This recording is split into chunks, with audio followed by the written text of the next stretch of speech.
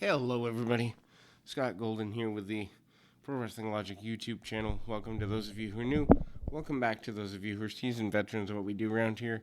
What we do around here is we discuss present day and old school wrestling, and we do that in an audio episodic format. This is the Raw review for the 17th of August 2020. I have never, in 30 plus years of being a fan, seen a worse SummerSlam build-up than tonight's build-up. There are maybe a couple of matches I care about at maximum. Randy Orton, Drew McIntyre being one, the women's matches being the other, and maybe Dominic and Seth. No, I don't really care about that because it's going to be a train wreck because it's his first match. So, at best, they made me care about 3 matches on the program. Anyway, let's get into the show review here.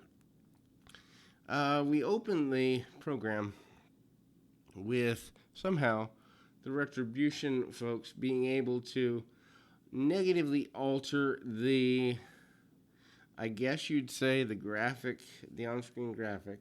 How they're able to do this is never explained. The then, now, forever is upside down. And then we move into the announcers being confused, the announcers being upset by this. Tom Phillips apologizes, not that they care. They announce Ray's going to be there. Drew McIntyre enters to start the program, and they add, I guess, some sort of sound effect to the beginning of his entrance theme, which I guess makes it new, so they could market it as new or something. There's a video recap of the Retribution junk somewhere in there. Actually, no. They don't do that till a little later. They recap the Ric Flair thing from last week. And I mean, it's fine, but at the same time, we've seen him take out Flair. We've seen him take out Christian. We've seen him take out Edge. At what point does a legend get over on Randy Orton? That has to be the payoff in this.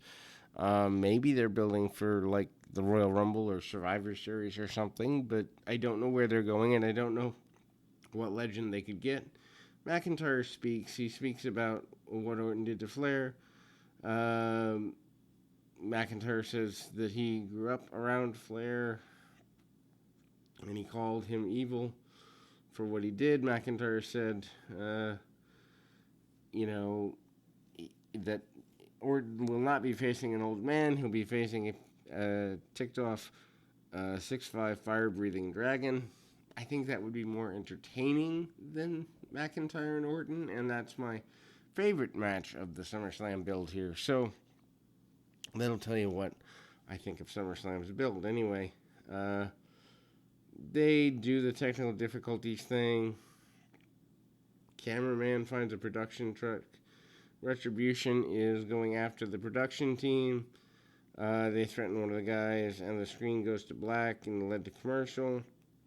Phillips apologizes and recaps this upon return. Viking Raiders, Titus O'Neil, Mustafa Ali, Cedric Alexander, Ricochet, Riddick Moss, and Carrillo and Cesaro are all in the back. McIntyre tries to rally the troops. Now, if they're all supposed to be fighting, why are they going to listen to McIntyre or anybody else about this? Why aren't they all deciding to run out there on their own? Because, well, all of their livelihoods are on the line here. O'Neil asks him about Flair's condition, and he says that Flair's okay, he thinks. He doesn't seem to know, so that makes him seem a little bit uncaring or disorganized or something. Anyway, McIntyre's tired of Retribution coming into his house. He says everyone needs to band together. Seth Rollins shows up, says he's already the savior, and he's been McIntyre says he's been making the same speech for years and nobody's listening. No one sees him as a locker room leader. This is true. They argue for a bit. Ricochet says that Rollins was going to get a receipt for what he did to Dominic. I don't really know what that means because it doesn't actually end up happening. And they also mention Aleister Black, who's been gone for a while. Mysterio's going to be here tonight. Rollins says that's impossible. McIntyre says he's ready to attack, and Murphy steps in the way, and the other wrestlers hold back McIntyre. I mean, McIntyre's got so many things going on, so many levels. He's one of the few over characters they have. I get pushing him in that way. So MVP comes up with Sheldon and Bobby Lashley. They talk amid some production issues again. MVP basically says he's tired of this whole Retribution thing. He says that Cruz is behind the Retribution thing. Says he was nothing before being the U.S. champion and he's scared to lose it. He'd go back to catering once he lost it. Cruz says that it was true that he was scared and he'd do everything he can to keep the championship. So your babyface is basically admitting being scared. Cruz has an offer. He says if he can beat Benjamin tonight, that MVP can't have Benjamin or Lashley in his corner at SummerSlam.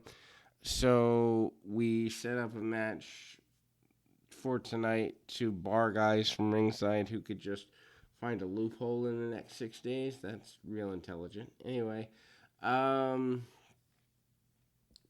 we're about half hour into the show when the first match begins. R-Truth runs in and he's trying to escape from Tozawa and the ninjas. Benjamin gets rid of a ninja who gets in his way. Cruz catches him with a jackknife and gets a pinfall win. Hurt Business attacks Cruz, but he's saved by Ali, Ricochet, and Cedric Alexander. Lashley got Alexander in the full Nelson, and Phillips calls it the full Lashley. So Tom Phillips, not ready to be on national TV. I understand blunders happen. I've made them myself. But the simple fact is he sounds terribly scripted, and he is making large mistakes like that. I don't imagine he'll be around 6 months from now if these things continue to happen. Anyway, so the baby faces have to run in to save Alexander. As we learn later, he's going heel. They just haven't committed to it yet. Truth runs back towards ringside, and this leads to Sheldon taking him down and recapturing the 24/7 championship. Why we still have this thing, I don't know. MVP wasn't happy with what just happened. So he challenges Cruz to find some partners, and they'll do a 6-man elimination match later. Angel Garza's in the back flirting with the girl, one of the girls from the Bachelor. That's an interesting name. Anyway, Ivar shows up and gives her a turkey leg. So now I know that when I want to impress a girl, I give her poultry. That is good to know. And so Garza claims he did not poison either member of the Street Profits, says he would beat Ivar in their match. Before throwing down a turkey leg, Ivar makes a new turkey leg appear from off screen, and why do we care? Anyway, we go into a match, second one of the evening. This time Angel Garza with Zelina Vega, and Andrade defeats Ivar with Eric in 3 minutes and, almost 4 minutes. Anyway, Ivar is about to go for a dive. Vega gets in the way. Ivar re-enters ring. Garza catches him with a kick to the head.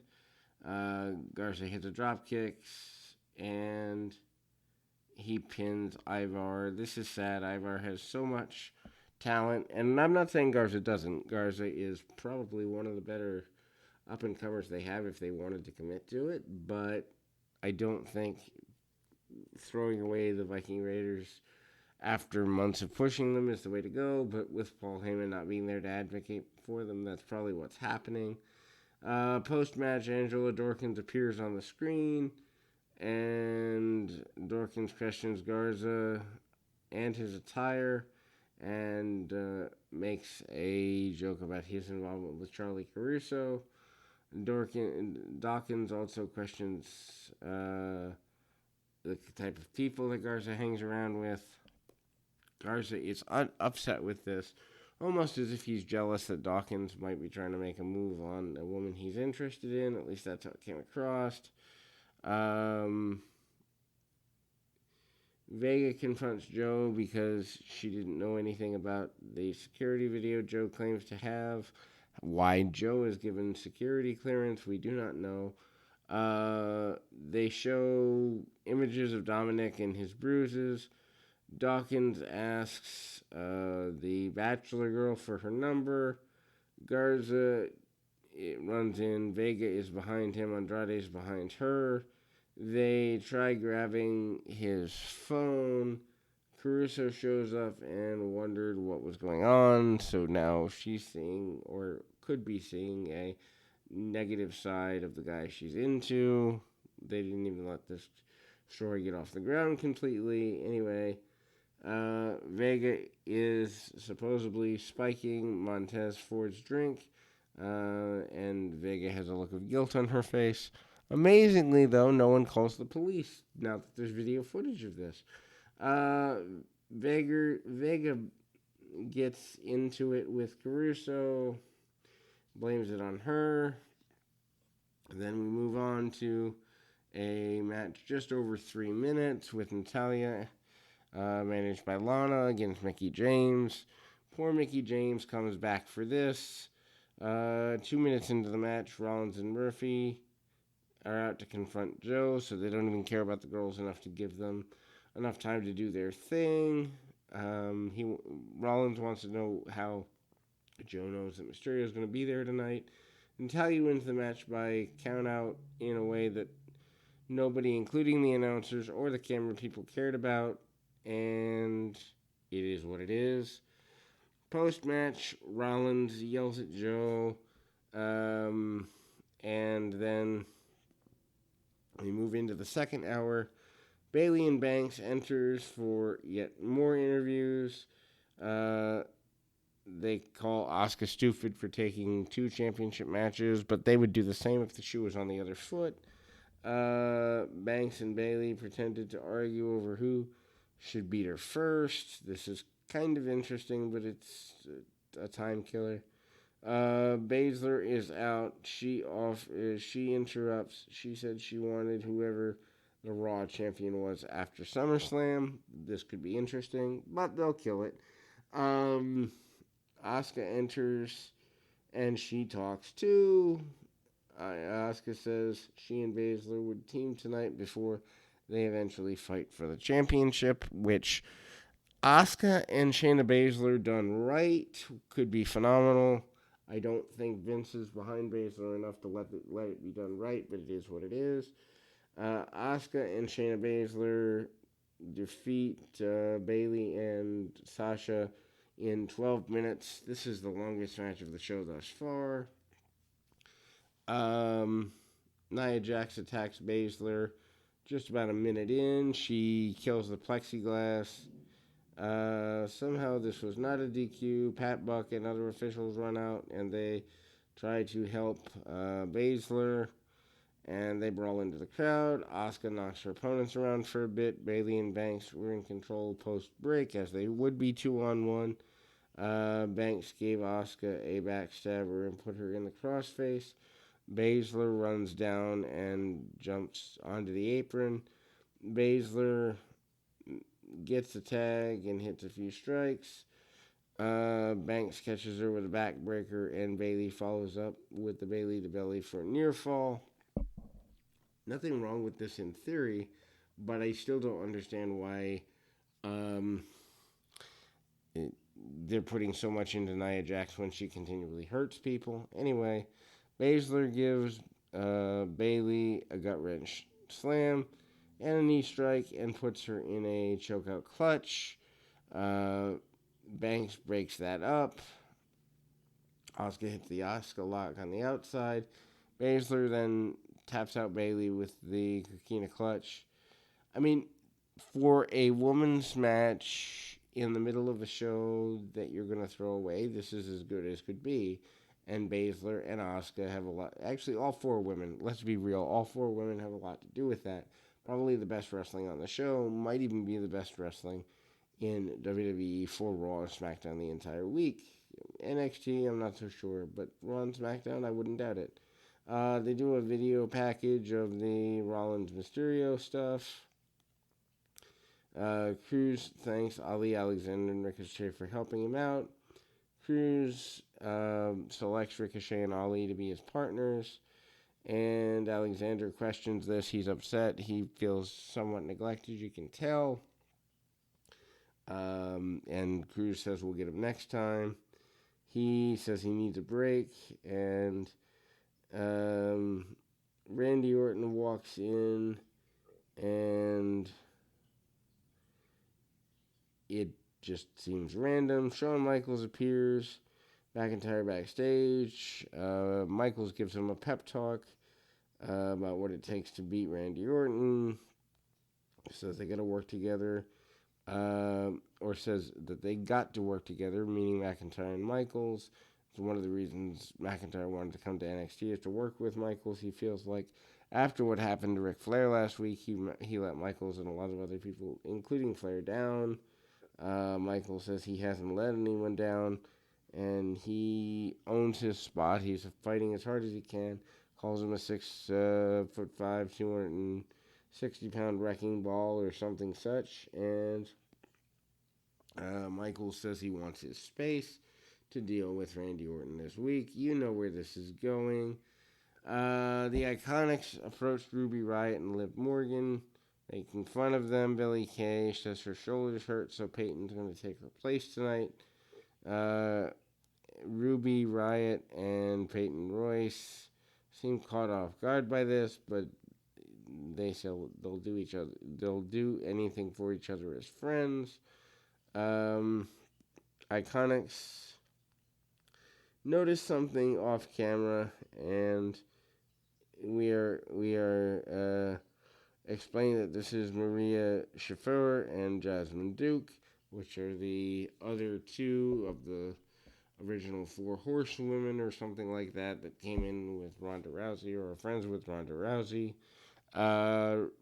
Retribution video package. Now, how that got in, we don't know. Anyway, Peyton Royce with Billie Kay defeats Ruby Riott in just under 3 minutes. Morgan and Ruby argued with Kay on the outside. Royce pushes Ruby into Morgan, and this match is just horrible. Ruby back in ring, gives her a spinning brainbuster for the win. Kay called Ruby and Morgan a bunch of losers. I mean, this is actually factual at this point. Raw Underground kicks off at just before the top of the hour. Dolph Ziggler watches with Shane McMahon, almost like they're business partners instead of Ziggler being a talent. Eric beat some random dude with a series of knee strikes. Ziggler gave him a score of 4 out of 10. Ziggler hesitated before getting in the ring and agreeing to fight. Eric seems to be getting the better of Ziggler, but Ziggler catches him with a headlock. Eric almost fights his way out, but Ziggler uses a good old poke to the eye. Ziggler wins because of this. And basically, Ivan is upset with this, and Ziggler gets shoved off into the oblivion, and, you know, they're going to come back to this later. Ray and Dominic, this is, It's every Mysterio promo you imagine. I'm here to defend my son. I should have been here sooner. He does have a covering over the supposedly injured eye. Says he's felt nothing but pain since Extreme Rules. Ray says he should have been the one to take the beating, not his son. And Ray is not fully recovered. He may never be. But he is more than ready to deal with the, deal with getting even with Seth. There's no doctor on earth that's going to stop him from protecting his son. He said he'll be in Dominic's corner. Hopefully this doesn't mean a turn and a father and son storyline. Dominic says he knew what he was signing up for when he joined WWE. He knows he's ready for SummerSlam. He says he's ready to defend the family. Mysterio says he's proud of him. Rollins and Murphy appear on screen. Rollins can't believe that Mysterio is egotistical enough to be there. Rollins rambles on about the greater good and all the stuff he's been talking about for months that doesn't make any sense. Mysterio invites him into the ring. Rollins thought this is a bad idea, but then tells him not to move. Mysterio distracted them while Dominic grabbed 2 kendo sticks. Dominic attacks both and gives a stick to his father, and they both attack Rollins and Murphy with the kendo sticks. I mean, it's fine. Rollins escapes because Murphy takes the punishment. MVP approaches Cedric Alexander, says he understood his frustrations. Said that Alexander should be in the ring. MVP said being an oversight had happened to him when he was first in WWE several years ago. He insinuates that Apollo Crews thinks Cedric Alexander's the weak link, and Alexander is even more frustrated than before. We go into another segment of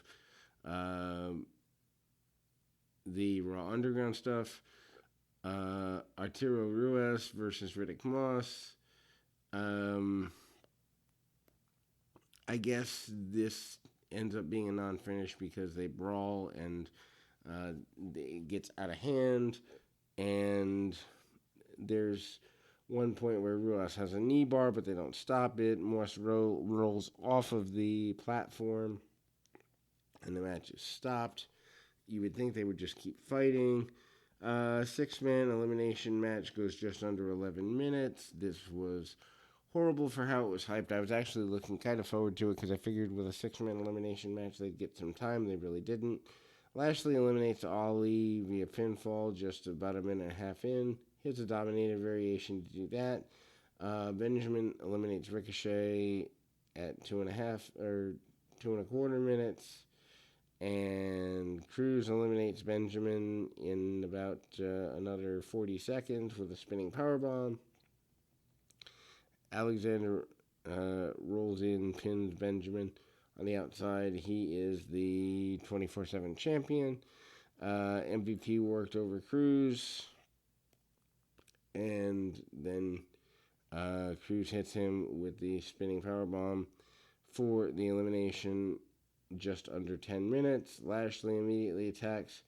Crews fights back with enziguris and a standing moonsault for near fall. Crews slips out of the full Nelson. Lashley follows him with a spear, gets the pinfall win. So I assume we're going with Crews and Lashley post SummerSlam. Baszler, Shafir, and Duke all spoke with Shane in the back, assuming they're going to join the Raw Underground franchise. Cedric Alexander wins the 24/7 championship in just under a minute and a half. He wins with a lumbar check, and that's about the only move that he really did that matters.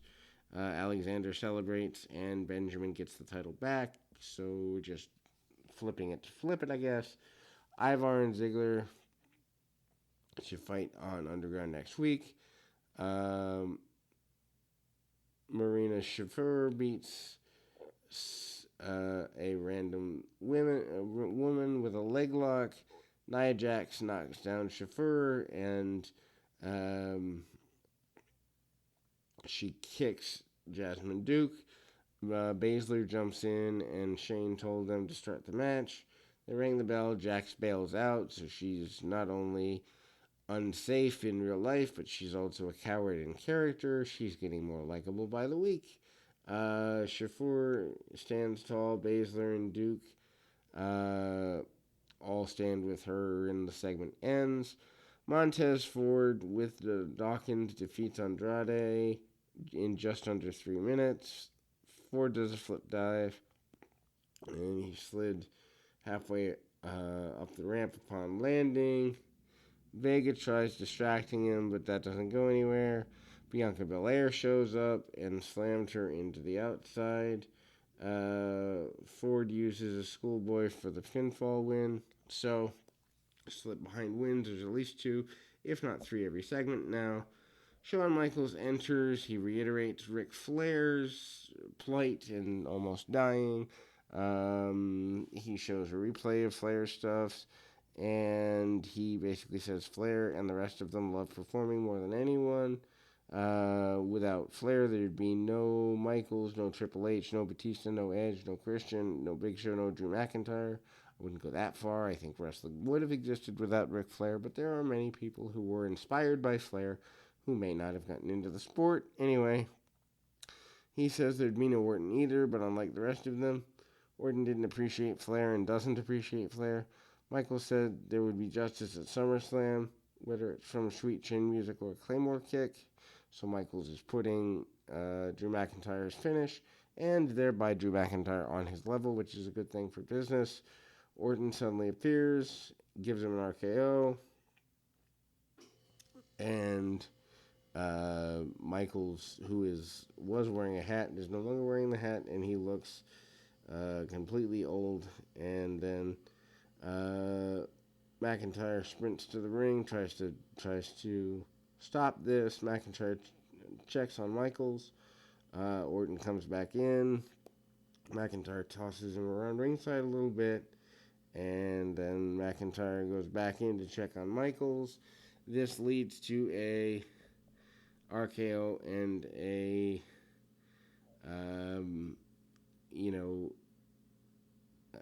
little bit of difficulty for McIntyre, and the show goes off the air. Michaels and McIntyre, I guess they look just as weak as everybody else. So again, this is 6 days before SummerSlam, and all I want to do is curl up in a ball and wonder what happened to pro wrestling. In any event, at least there's a network with wrestling when it was at least watchable. Anyway, so until next time, keep your feet on the ground, your mind in the moment. Until next time, everybody.